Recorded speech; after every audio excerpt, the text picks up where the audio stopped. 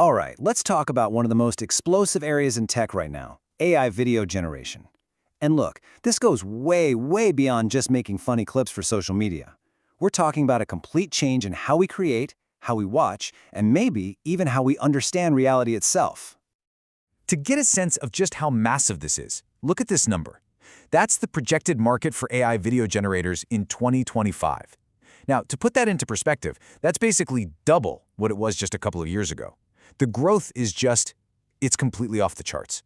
Because you see, what we're watching unfold isn't just another piece of software hitting the market. No, this is the beginning of an entirely new way of thinking about content, about creativity, and about how we communicate. Okay, so let's dive into this. What's really pouring gasoline on this fire? I mean, why is this specific technology exploding right here, right now? Well, it really comes down to a perfect storm of three huge forces hitting all at once. First, you've got the creator economy. Platforms like TikTok and YouTube have this insatiable hunger for new content 24/7. Then, you have corporations realizing they can make ads for a tiny fraction of the traditional cost. And the foundation for all of it? This idea of democratizing creativity. Suddenly, anyone with an idea can bring it to life. You don't need a huge budget or a film crew anymore. And you know what happens when there's a massive opportunity like this, right? A fight breaks out. We are right in the middle of a high-stakes battleground, where the biggest names in tech are all fighting for the top spot, and each one has a totally different game plan. And at the very top of that battle, you've got this clash of two absolute giants with two totally different philosophies. On one side, you have Google with its Veo 3 model. They're trying to become the go-to powerhouse for Hollywood and high-end advertising. But on the other side, you've got OpenAI's Sora, and its ambition is much grander, almost science fiction. It wants to be a true world simulator. Now, what's really interesting here is how the whole market is starting to splinter into these specializations. So while Google is chasing the Hollywood pros and Sora is focused on telling these long, consistent stories, all these other players are carving out their own unique turf. You've got Kling, which is built for making 3-minute short films. You've got Luma, which is all about pure, incredible speed. And then there's Runway, which gives visual effects artists this insane level of control. Everybody's trying to find their own lane. And this really shows you the two main strategies in play. The giants, Google and OpenAI, they're playing the long game. It's a platform strategy. They're trying to build these huge ecosystems that do a little bit of everything. But then you have the smaller, nimbler players like Runway and Luma. They're going with a feature strategy, which means they're focused on doing just one thing, whether it's control or speed, and doing it better than anyone else. But while all these giants are duking it out, there's this other disruptive force that's bubbling up from the ground floor, and it's threatening to change the entire game. And that disruptor, of course, is open source. Projects like Open-Sora are the classic David versus Goliath story.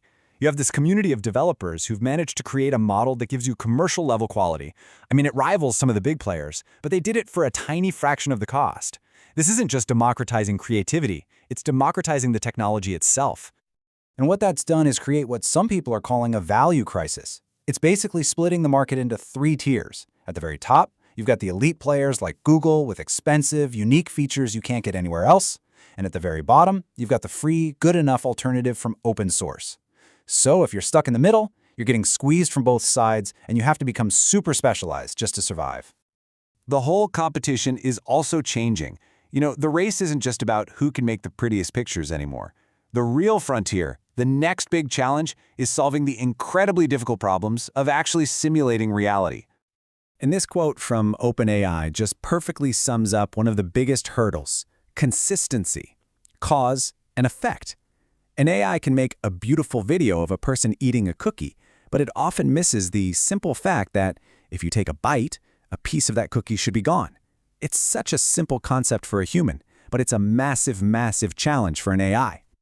And solving that cookie problem is the key to the industry's ultimate goal, building what they call world models. This is the grand prize.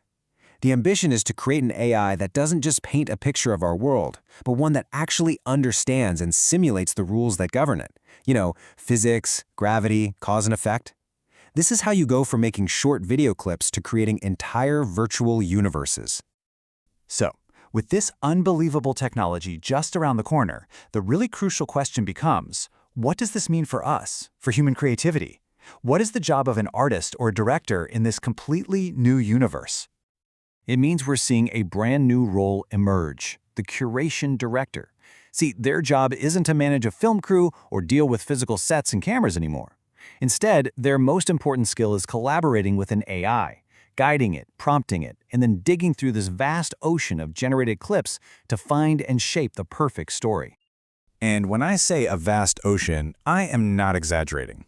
Just take the short film Airhead, which was made using OpenAI's Sora. To create the final 4-minute film, the team generated 700 different video clips. 700. You see how that just completely flips the script on what it means to be creative? It becomes less like being a traditional film director who plans every single shot meticulously, and a lot more like being a documentary filmmaker who shoots hours and hours of footage and then discovers the story in the editing room. The key human skill is shifting from command to curation. And that brings us to this final, really profound question. As we get closer to these generative world models, we're entering a future where stories might not be carefully made by us anymore. Instead, they might just be born out of these complex simulations we create. And if that's the world we're heading into, what does that mean for the future of human imagination itself?